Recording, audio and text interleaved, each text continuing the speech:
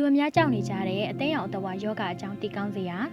အားလုံးပဲမင်္ဂလာပါရှင်ကျမဒီနေ့တော့အခုတလုံးရန်ကုန်မှာကူးစက်ပြန့်နှံ့နေတဲ့အသိရောင်ယောဂအကြောင်းကိုအားလုံးသိအောင်မျှဝေပေးခြင်းပါတယ်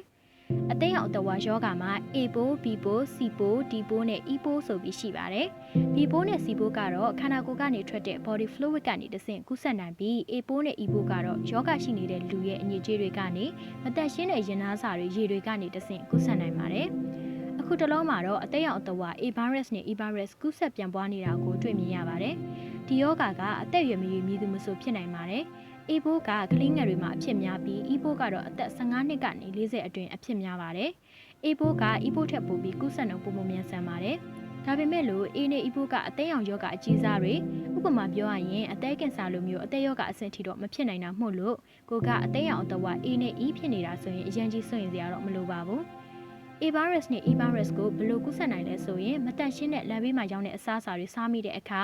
မသက်ရှင်းတဲ့ရေကိုတောက်သုံးမိတဲ့အခါမျိုးနဲ့ virus ရှိနေသူနဲ့ပူပူကက်ကက်နေမိတာမျိုးလိမ့်ဆက်ဆန်တာမျိုးလုပ်မိမယ်ဆိုရင်သူတို့ကနေတဆင့်ယောဂပိုးကူးစက်နိုင်ပါတယ်အခုဆက်ပြီးတော့ကျွန်မကအသက်ရောင်တဝါ A ပိုးနဲ့ E ပိုးရဲ့ယောဂလက္ခဏာလေးတွေကိုပြပြပေးသွားပါမယ်ကိုကယောဂဖြစ်နေပြီဆိုရင်ဘာမှခိုင်လုံတဲ့အကြောင်းရင်းမရှိပဲပင်ပန်းနွမ်းနေနေမယ်အားနေလာမယ်နောက်ပြီးရင်ဗိုက်ထဲမှာနေလို့မကောင်းဖြစ်ပြီးပြုတ်ရတာမျိုးတွေဖြစ်မယ်ဝမ်းလျှောမယ်ဝမ်းတောက်ရင်လည်းအယောင်ကရွှေ့ရောင်လိုမိခိုးရောင်မျိုးတွေသွားမယ်ဗိုက်တွေအောင့်လာမယ်ဒါအပြင်ဘာမှစားကျင်စိမ်မရှိတော့ပဲဂရင်းပြက်မယ်ကိုပူပြီးအဖျားရှိလာမယ်ကိုယ်တွေလက်တွေနာကျင်ကြိုက်ခဲမယ်အတိတာဆုံးအချက်ကတော့အသားတွေဝါလာပြီးမျက်လုံးတွေဝါတဲ့အဆင့်ထိရောက်လာမယ်အဲ့လိုလက္ခဏာတွေရှိနေပြီဆိုရင်တော့နီးစပ်ရာဆေးရုံဆေးခန်းမှာအမြန်ဆုံးစစ်ဆေးကြည့်သင့်ပါတယ်မကူးဆက်ဖို့ဘယ်လိုရှောင်ကျဉ်ရမလဲဆိုရင်တော့လက်ကိုတေချာဆေးမယ်အပြင်စားတွေကိုမစားပဲအိမ်မှာပဲတက်တန့်ရှင်းရှင်းချက်ပြုတ်စားတော့မယ်ရေကိုကြိုချက်ပြီးတောက်မယ်လူရန်များတဲ့နေရာတွေကိုတက်နိုင်သလောက်မသွားပဲနေမယ်တကူရီတန်ရှင်းရေးကိုအထူးဂရုစိုက်မယ်ဆိုရင်တော့ဒီယောဂပိုးတွေကူးဆက်ဖို့ခက်ခဲပါလိမ့်မယ်